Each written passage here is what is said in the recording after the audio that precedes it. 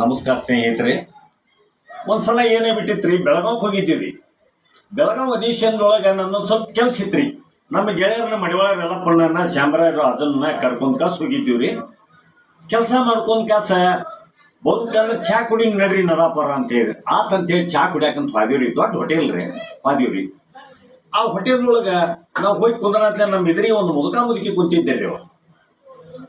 ಆ ಮುದುಕ ಮುದುಕಿ ಸಪ್ಲೈಯರ್ ಬಂದು ಕೇಳಿದ, ಅಮ್ಮಾರ ಏನು ಕೊಡ್ರಿ ಅನ್ನ, ಏನೈತೆಪ್ಪ ತಿನ್ನಾಕ ಅಂತ ಕೇಳ್ತೀವಿ. ಅಮ್ಮಾರ ಇಡ್ಲಿ ಐತೆ ಕೊಡ್ರಿ, 20 ರೂಪಾಯಿಗೆ ಒಂದು ಪ್ಲೇಟ್ ಅಂತ ಹೇಳಿದ. ವಡ ಐತೆ 20 ರೂಪಾಯಿಗೆ ಒಂದು ಪ್ಲೇಟ್ ಐದ್ರಿ. ಯಾಕಂದ್ರೆ ಅಷ್ಟು ರೊಕ್ಕ ಕೊಟ್ಟು ತಿಂದವ್ರು ಅಲ್ರಿ ಹಳೆ ಮಂದಿ. ಸಪ್ಲೈಯರ್ ಶೆಣೆ ಇದ್ದಲ್ರಿ, ಅಮ್ಮಾರ ಮಿನಿ ಊಟ ಐತೆ ಕೊಡ್ರಿ 20 ರೂಪಾಯಿಗೆ ಒಂದು ಪ್ಲೇಟ್ ಅಂತ ಹೇಳಿದ. ಹೌದಾ ಯಪ್ಪ, ಮೊದಲೇ ಹೇಳ್ಬಾರ್ದ ಅಂಥೇಳಿ 2 ಊಟ ತಗೋಯಪ್ಪ ಅಂದ್ರೆ 2 ಊಟ ಸಪ್ಲೈಯರ್ ತಂದು ಕೊಟ್ಟ. ಮುದುಕ ಉಣ್ಣಾಕ್ ಚಾಲು ಮಾಡ್ತೀರಿ, ಮುದುಕಿ ಸುಮಾನ ಕುಂತ್ರಿ.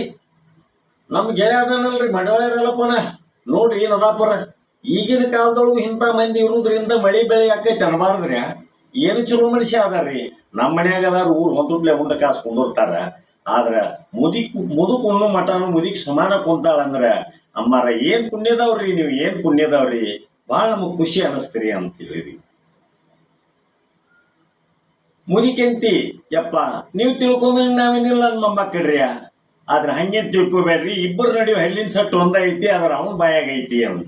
ಹಿಂಗಾಗಿ ಸುಮಾರು ಕುಂತ ಕಾಸ ಒಂದು ಕಪ್ ಚಾ ಕುಡ್ದು ಬಂದೀವ್ರಿ. ಏನು ಮಾಡ್ತೀರಿ, ನಮ್ದು ಬಾಳೆ ರೀ.